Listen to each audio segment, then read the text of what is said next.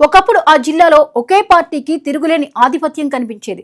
జిల్లా రాజకీయాలను ప్రభావితం చేసిన సీనియర్ నాయకత్వం, బలమైన కేడర్, వరుస విజయాలతో ఆ పార్టీ అజేయ శక్తిగా నిలిచింది. కానీ కాలం మారింది, రాజకీయ సమీకరణాలు మారాయి. ఇప్పుడు అదే పార్టీ అక్కడ కొత్త సవాళ్లను ఎదుర్కొంటోందనే చర్చ జోరుగా సాగుతోంది.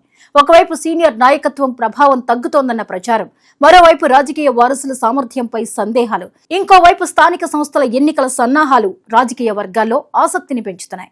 అయితే ఒకప్పుడు కంచుకోటగా ఉన్న ప్రాంతాల్లో ఇప్పుడు పరిస్థితులు ఎందుకు మారుతున్నాయి? రాజకీయ వారసులు నిజంగా క్యాడర్ను నడిపించే స్థాయికి చేరుకున్నారా? ఇంతకు ఏదా జిల్లా, ఎవరా నాయకులు?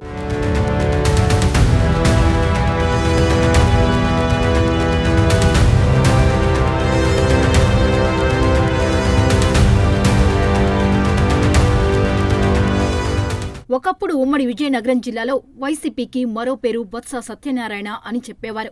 జిల్లాలో పార్టీ అంటే బొత్స అంటే పార్టీ అన్న స్థాయిలో ఆయన ప్రభావం కనిపించేది.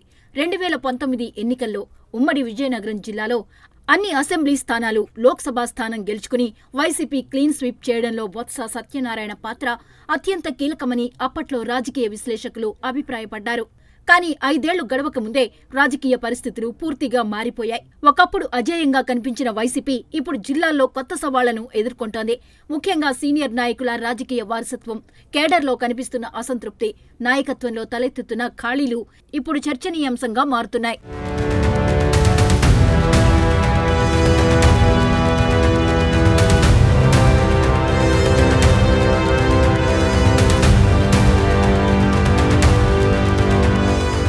ఉమ్మడి విజయనగరం జిల్లా రాజకీయాల గురించి మాట్లాడితే బొత్స సత్యనారాయణ పేరు తప్పనిసరిగా వినిపిస్తుంది. దశాబ్దాలుగా ఉత్తరాంధ్ర రాజకీయాల్లో తనకంటూ ప్రత్యేక ముద్ర వేసుకున్న ఆయన కాపు సామాజిక వర్గంలోనే కాకుండా అన్ని వర్గాల్లోనూ ప్రభావం కలిగిన నాయకుడిగా ఎదిగారు. గ్రామస్థాయి నుంచి రాష్ట్ర స్థాయి వరకు రాజకీయాలను అర్థం చేసుకున్న నేతగా ఆయనకు పేరుంది. అందుకే ఆయన్ను రాజకీయాల్లో అపర చాణక్యుడిగా కూడా అభివర్ణించేవారు ఉన్నారు. 2019 సార్వత్రిక ఎన్నికల్లో వైసీపీ విజయగాథలో ఉమ్మడి విజయనగరం జిల్లా కీలక పాత్ర పోషించింది. జిల్లాలోని అన్ని అసెంబ్లీ స్థానాలతో పాటు లోక్సభ స్థానాన్ని కూడా వైసీపీ కైవసం చేసుకుంది. ఆ విజయానికి ప్రధాన వ్యూహకర్తల్లో బొత్స సత్యనారాయణ ఒకరనే అభిప్రాయం రాజకీయ వర్గాల్లో బలంగా వినిపించింది. ముఖ్యంగా చీపురుపల్లి నియోజకవర్గం ఆయన రాజకీయ కంచుకోటగా గుర్తింపు పొందింది. అయితే ప్రస్తుతం పరిస్థితులు చూస్తే రాజకీయ సమీకరణాలు మారుతున్నాయనే అభిప్రాయం వ్యక్తమవుతోంది. బొత్స సత్యనారాయణ విజయనగరం జిల్లా రాజకీయాల నుంచి క్రమంగా విశాఖపట్నం వైపు దృష్టి మళ్లిస్తున్నారనే చర్చ జరుగుతోంది. ఆయన రాజకీయ భవిష్యత్తుపై వివిధ రకాల విశ్లేషణలు వినిపిస్తున్నాయి. ఇదే సమయంలో ఆయన కుటుంబ రాజకీయాల్లో కూడా మార్పులు కనిపిస్తున్నాయి. బొత్స సత్యనారాయణ మేనల్లుడు మజ్జి శ్రీనివాసరావు గతంలో ఉమ్మడి విజయనగరం జిల్లా పరిషత్ చైర్మన్ గా పనిచేశారు. జిల్లా రాజకీయాల్లో ఆయనకు ప్రత్యేక గుర్తింపు ఉంది. అయితే ప్రస్తుతం ఆయన విజయనగరం జిల్లా రాజకీయాలకు దూరంగా విశాఖపట్నం జిల్లాలోని భీమిలి నియోజకవర్గ రాజకీయాలకే ఎక్కువ పరిమితమవుతున్నారనే అభిప్రాయం వినిపిస్తోంది. వైఎస్సార్సీపీ అధిష్టానం మజ్జి శ్రీనివాసరావును భీమిలి నియోజకవర్గ సమన్వయకర్తగా నియమించిన తరువాత ఆయన ప్రధానంగా అక్కడే దృష్టి సారించారు. దీంతో ఒకప్పుడు విజయనగరం జిల్లాలో చురుకుగా కనిపించిన ఆయన ఇప్పుడు భీమిలి రాజకీయాలకే పరిమితమయ్యారనే వ్యాఖ్యలు వినిపిస్తున్నాయి. ఈ మార్పు జిల్లా రాజకీయాల్లో ఒక కొత్త చర్చకు కారణమైంది.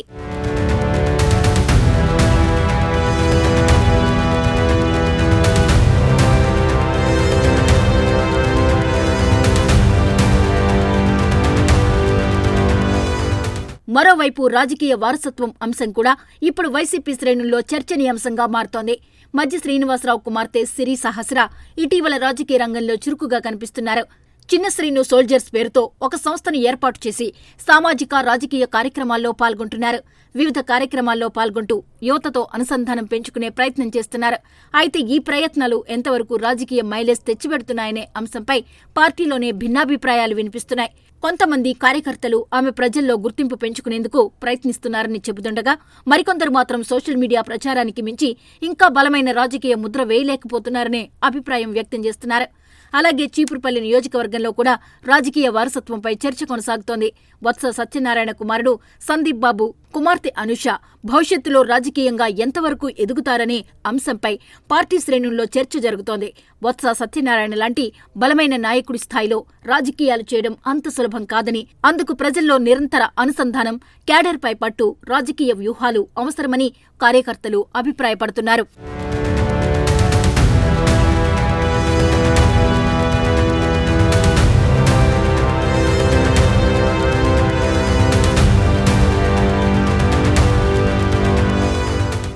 విజయనగరం పట్టణ రాజకీయాల్లో కూడా ఇదే తరహా చర్చ కనిపిస్తోంది. మాజీ ఎమ్మెల్యే కోలగట్ల వీరభద్రస్వామి కుమార్తె రాజకీయంగా చురుకుగా ఉన్నప్పటికీ ఆమె తన తండ్రి స్థాయిలో కేడర్ను సమన్వయం చేయగలుగుతున్నారా లేదా అనే అంశంపై పార్టీలోనే వివిధ అభిప్రాయాలు వ్యక్తమవుతున్నాయి. గత ఎన్నికల్లో మున్సిపల్ కార్పొరేషన్ డిప్యూటీ మేయర్గా బాధ్యతలు నిర్వహించినప్పటికీ పార్టీ కార్యకర్తల్లో ఆశించిన స్థాయి ప్రభావం ఇంకా కనిపించడం లేదని కొందరు అభిప్రాయపడుతున్నారు. ఈ మొత్తం పరిస్థితిని పరిశీలిస్తే ఒక విషయం స్పష్టంగా కనిపిస్తోంది. విజయనగరం జిల్లాలో వైసీపీ సీనియర్ నాయకుల రాజకీయ వారసత్వంపై ఆశలు ఉన్నప్పటికీ ఆ వారసులు ఇప్పటి వరకు పూర్తి స్థాయిలో తమ నాయకత్వ సామర్థ్యాన్ని నిరూపించాల్సి ఉందనే భావన కేడర్లో ఉంది. ఇక జిల్లాలో రాజకీయ పరిస్థితులు కూడా మారుతున్నాయి. 2024 ఎన్నికల తర్వాత రాష్ట్రంలో టీడీపీ, జనసేన, బీజేపీ కూటమి అధికారంలోకి వచ్చింది. అధికార పక్షంగా కూటమి నాయకులు గ్రామస్థాయి నుంచి తమ బలాన్ని పెంచుకునే ప్రయత్నాలు చేస్తున్నారు. ముఖ్యంగా రానున్న స్థానిక సంస్థల ఎన్నికలను లక్ష్యంగా చేసుకుని కూటమి శ్రేణులు ఇప్పటికే కసరత్తు ప్రారంభించాయని రాజకీయ వర్గాలు చెబుతున్నాయి. గ్రామ పంచాయతీలు, మండల పరిషత్తులు, జిల్లా పరిషత్తులు, మున్సిపాలిటీల స్థాయిలో బలమైన కేడర్ను రంగంలోకి దింపేందుకు కూటమి వ్యూహాత్మకంగా ముందుకు సాగుతోంది. అధికారంలో ఉండడం వల్ల సహజంగానే స్థానిక నాయకులకు ఉత్సాహం పెరిగిందనే అభిప్రాయం కూడా వినిపిస్తోంది.